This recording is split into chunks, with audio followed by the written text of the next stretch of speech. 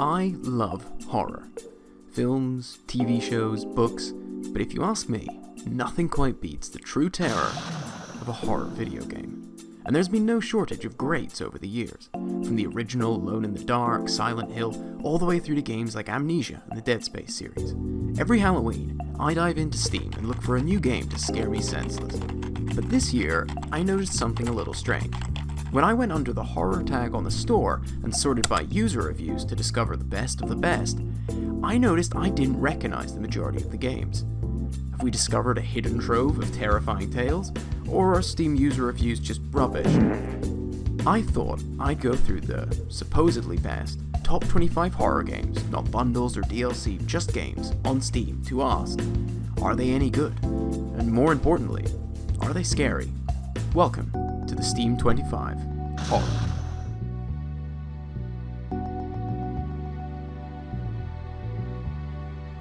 This week, I returned to the ranking table to see how much it had shifted around, and to my surprise, it's changed a lot. Smile for Me has fallen, The Binding of Isaac gone, but a new game has risen. The new holder of the number 6 spot, Hello Charlotte, Episode 3, Childhood's End. A visual novel about, well, I dunno. This was a test. This really pushed the limits of how much I'll play for the sake of a video. So total transparency, I didn't finish this. I played 2 hours. I really tried to do more, but when the puzzles began at the 2-hour mark, I looked up a walkthrough, only to see the game still had entire sections to go. I threw in the towel. So hey, maybe the game suddenly gets amazing in that last hour. I mean, even if the final chapter was perfection, it still wouldn't make up for the hours of suffering it takes to get there, so I'm still confident in my verdict.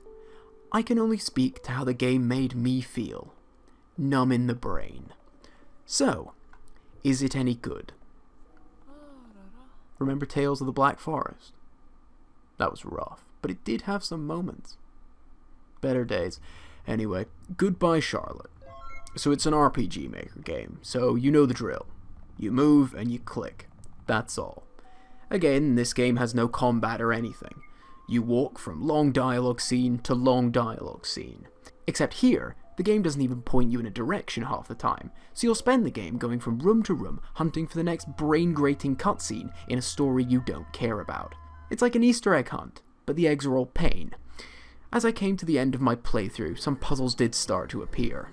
It's hard to comment on the difficulty of them because at that point I had so little left to give that the game could have screamed the answers in my face and it wouldn't have registered. I was a husk of a man. Yeah, Goodbye Charlotte works. You can move and click. That's it. Some of the music is okay. Does that count as a positive?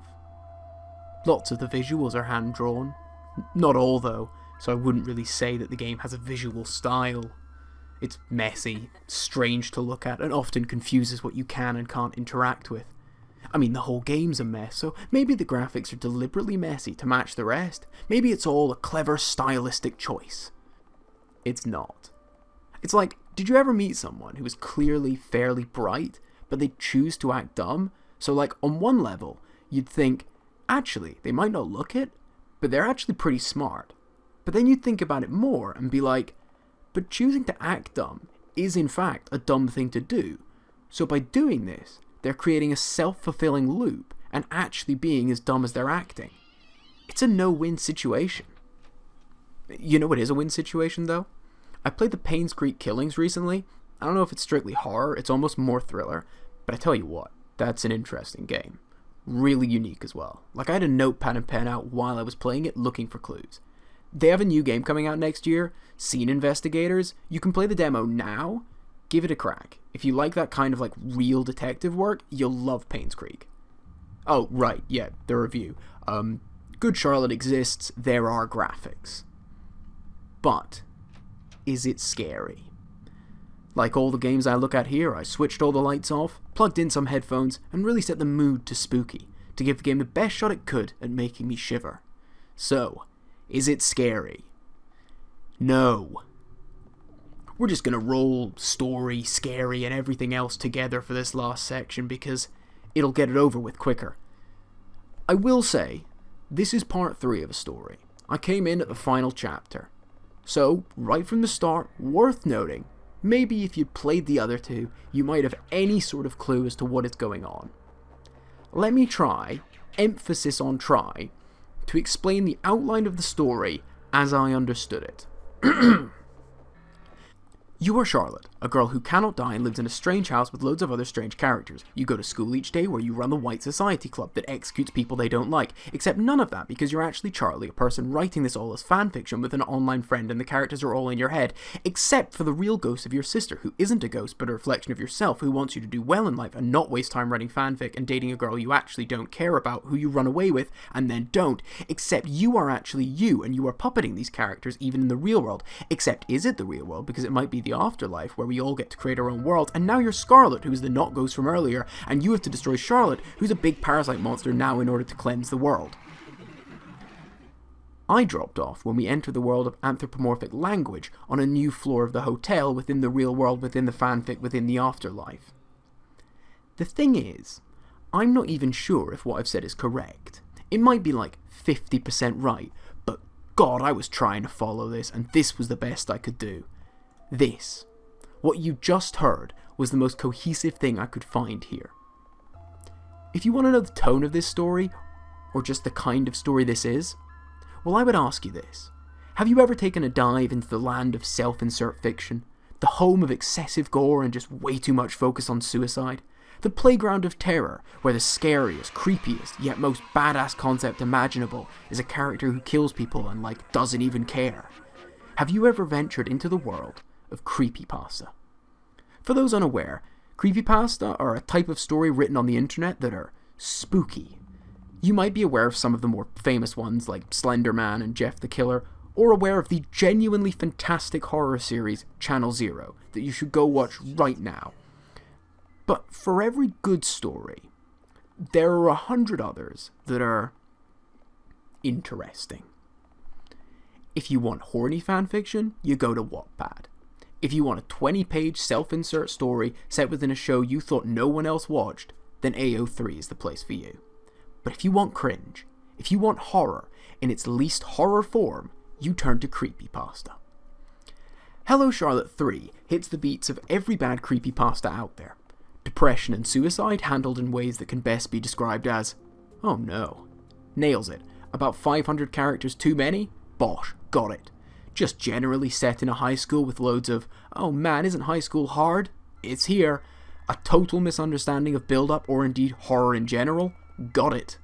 Actually, let's just talk horror. One of my favourite quotes about horror is from James Wan.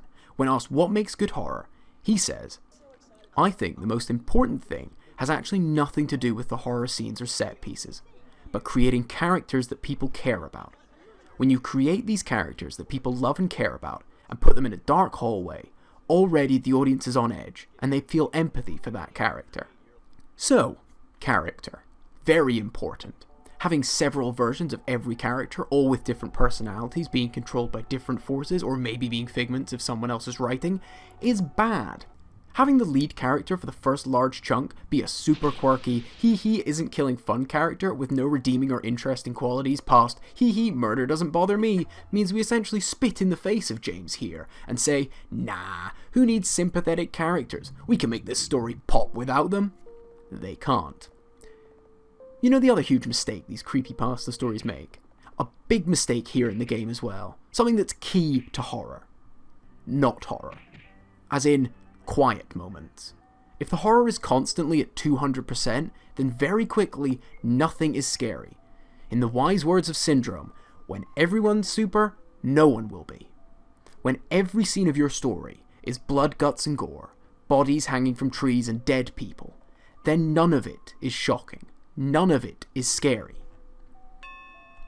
People often compare horror to comedy. And part of the reason they go together so well is because they both rely on surprise, setup, and punchline. In horror, you can use comedy to subvert our expectations, lower our guard. Then set up the dangers of a scene, let it build, create a little bit of tension, then deliver the punchline, the shocking, scary end. if I'm expecting horror, and then punchline, horror, my only reaction is, yes, I see it. What of it? Goodbye Charlotte 3 is like a comedy film that's entirely punchlines. Unfunny and confusing. Are we done here? Actually, one more thing. The game is super gory, but like in the worst way. It ties back to what I was just saying, but the gore is so full on, but so frequent and everywhere that the response isn't terror or fear. It's just kind of disgust. And not scary disgust, just disgust. My roommate walked in and saw a character get blended. His only response? What? Not shock. A cold, disgusted... What? I've never been so ashamed to be caught watching something. Speaking of shameful things you watch, here's a joke from Erica Lust, a porn director.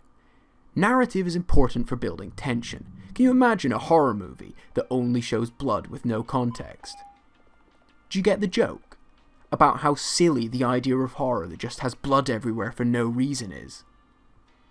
This game is the joke. Would I recommend it? Take a guess. Not only would I not recommend this bad creepypasta, go watch Channel Zero. This is a Channel Zero review now. This game doesn't deserve an end of video wrap up. So, Channel Zero, it's a great show. Genuinely really creepy and weird in the best ways.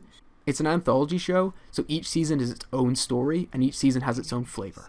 Season 1 is the scariest, Season 2 is the most unnerving, Season 3 is the goriest, and Season 4 is the weirdest. I would recommend watching them in order, but honestly, they're all really good and all have moments in them that I still think about now and get goosebumps from. The Season 4 opener? Oh man. Here's where it falls in the ranking table.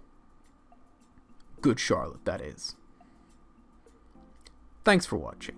If you enjoyed, be sure to leave a like, a comment, and hey, maybe even subscribe.